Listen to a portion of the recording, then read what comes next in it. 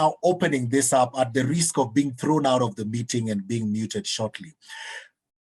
Could this be then, when we talk about emotional intelligence, there's a lot of imagination that when you come into an organization, you start talking about emotional intelligence, you're starting to make us soft. You're starting to make us mushy and gooey and all.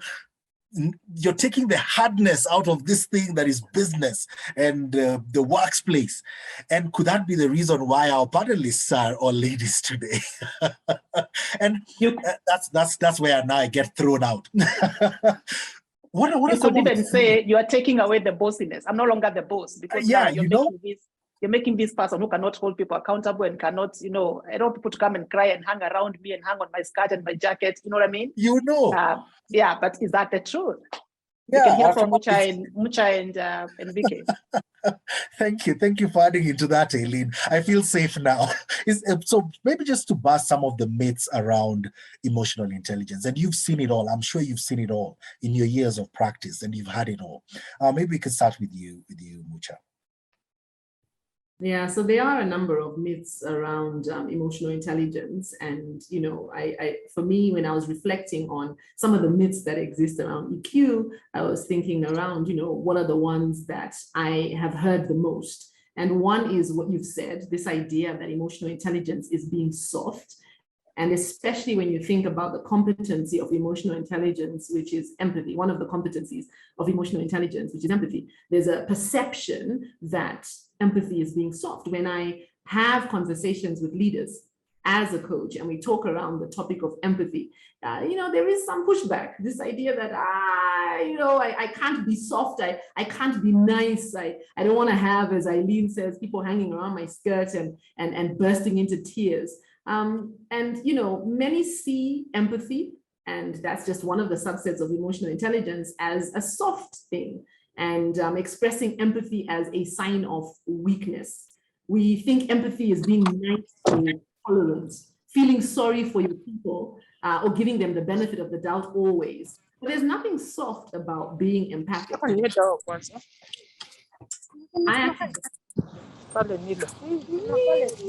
Sorry, we need to mute someone there. All right. Muted. Okay, thank you. I actually think, it takes strength to express empathy. One of the things Vicky said earlier is that individuals who are high in emotional intelligence do get angry. Anger isn't a bad thing in and of itself. Anger is insight. Your emotions are letting you know that something is blocking your way. The difference between an individual who's high in emotional intelligence and one who isn't is that how they express their anger. And likewise, it takes a lot of strength to be able to hold yourself back when you are angry and then express that anger in a way that is appropriate, in a way that is useful. That takes strength. It's a lot easier for me to just explode. It's a lot easier for me to react. It takes strength for me to respond. Going back, when you think about empathy to, this idea that empathy means we are now soft. I was, doing some research for an earlier podcast, and I was looking at what empathy actually is. And the Oxford English Dictionary describes empathy as the power of projecting one's personality into and so fully comprehending the object of your contemplation. Let me read that again. The power of projecting one's personality into and so fully comprehending the object of your contemplation. When you think about it, empathy is an act of imagination in which you try to look at the world from the perspective of another person, a human being whose history and point of view is as complex as your own. And if you can do this, if you can imagine someone else's point of view, no matter what you think of it, without judgment, that takes strength. That takes strength to do. And so for me, emotional intelligence isn't being soft. Emotional intelligence, isn't being a walkover. Individuals who are high in emotional intelligence establish very clear boundaries. They're able to express themselves when people cross over those boundaries. They're able to articulate when they are, not happy with the behavior of a particular individual. The question is just how you do it. And that's where the power lies, in the how. Anyone can be controlled by their emotions. It takes power for you to take a breath, contemplate what you're feeling, and then use that emotion appropriately for the best possible impact. So that for me is how I would say, or how I would answer someone who says emotional intelligence is being soft. There are very many other myths, but let me allow Vicky to share her thoughts on the same. I feel so vindicated, and maybe Vicky, as you share, is just basically how we differentiate. Vicky can't stop laughing. It's just how we differentiate between when the flag who does not want to fight, is and the person who's actually exercising emotional intelligence. Anyway, over to you, Vicky. Yeah. So I actually also have many myths to mention some in which I can also take on some of the others. And for me, my biggest one has been around personality, because also of my background in personality assessments and psychometric assessments. There has been this myth that certain personality types have higher emotional intelligence than others.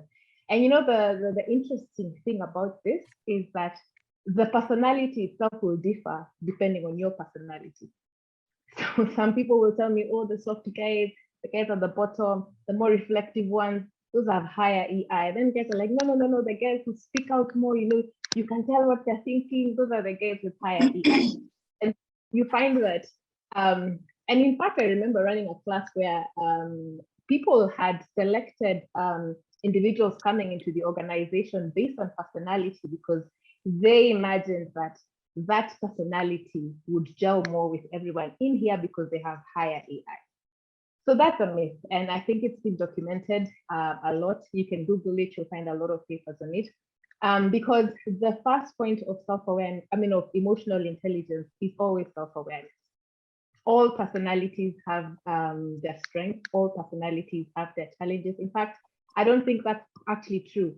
All personalities have strengths and challenges depending on the context. You know, there's a time a strength is required somewhere, and there's a time a strength is not required somewhere, so it becomes a challenge.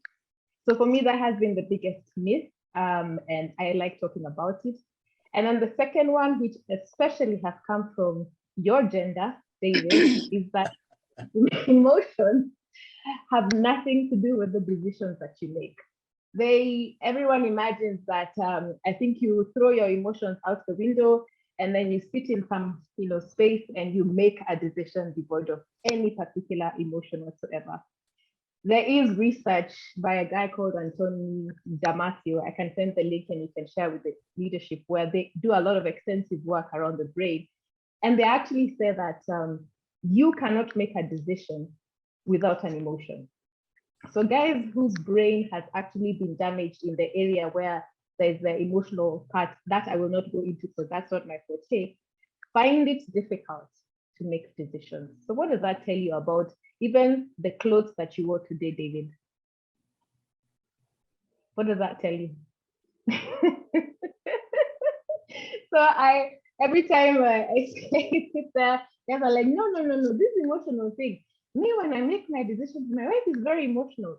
All of us here, in fact, even as I'm speaking now, the words that I'm choosing, the way that I'm reacting to you, if I'm not allowing myself that space to reanalyze what's happening in me, I'm just reacting to whatever emotional process is happening in my body. And that is why knowing or understanding, naming your emotions, having a spectrum, understanding that I'm not just sad, there's a certain type of sadness that I am.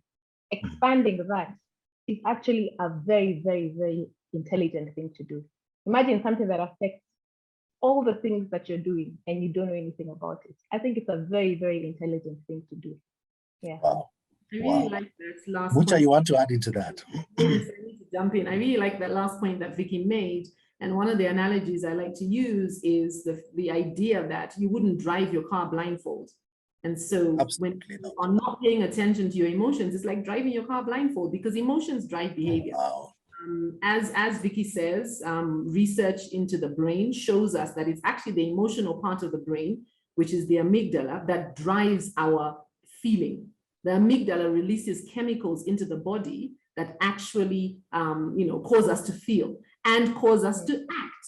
Those same emotions drive feeling and acting. And so feeling and acting are very closely intertwined. And that's why, another myth is this idea that you can leave your emotions at the door. That's not possible. My emotions are a part of who I am. They drive everything I do. And so rather than telling your people as a leader that they should leave their emotions at the door, what you should do instead is teach them how to manage their emotions. That is a more effective way of supporting your team to be able to navigate what they feel. I want to add another myth that may get thrown out of the room, David, and that's the one that women are more emotionally intelligent than men. It's a myth. Yeah, there's no evidence that shows that. That's helpful. Yes, there is no evidence that shows that gender is, indicative of levels of emotional intelligence. What we do know, however, is that there are certain competencies of emotional intelligence where women typically are, stronger than men. Likewise, there are certain competencies of emotional intelligence where men are stronger than women. But when you look at emotional intelligence as a whole, there's no evidence that shows that women are more intelligent than men. And oh, thank you so much for that, Mucha. David, I hear men, the reason men look more calm, they have a box called the nothing box. So anything that they don't, they just lock it in. So they look like they're calm. You lock it. Then they go drink it out, and they don't say anything, but things stay in the cabinet. But women, maybe we speak more, And I really love the analogy of, driving the car is like not being paying attention to your emotions, like driving a car with your blindfold. I think one of the things that was very profound for me as I went through the training is to become an EI practitioner was this whole idea of acknowledging the emotions, labeling them. Yeah. So I'm not denying, I'm not like behaving like they don't exist. I'll accept them. I'm feeling anger. What am I? I'm feeling an emotion. What am I feeling?